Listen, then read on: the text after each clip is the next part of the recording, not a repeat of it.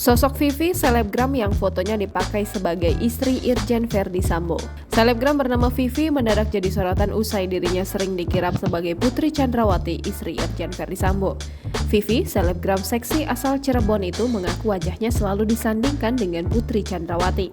Padahal, selebgram yang memiliki pengikut sebanyak 666.000 dengan kehidupan mewahnya itu tak pernah mengenal keluarga Irjen Verdi Sambo.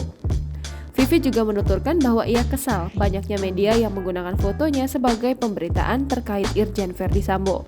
Hal tersebut membuat Vivi berencana untuk melayangkan somasi. Di sisi lain, kemunculan Putri Chandrawati saat mendatangi Makobrimob pada Minggu 7 September juga menjadi perbincangan. Putri yang berada di hadapan media kala itu dituding bukan putri asli. Namun, Arman Hanis sebagai kuasa hukum keluarga Verdi Sambo membantah rumor tersebut. Sementara itu, Verdi Sambo kini telah ditetapkan sebagai tersangka dalam kasus pembunuhan Brigadir J. Verdi Sambo dikenakan pasal 340 KUHP tentang pembunuhan berencana dengan ancaman hukuman mati atau penjara seumur hidup. Jangan lupa subscribe, share, komen, dan like ya!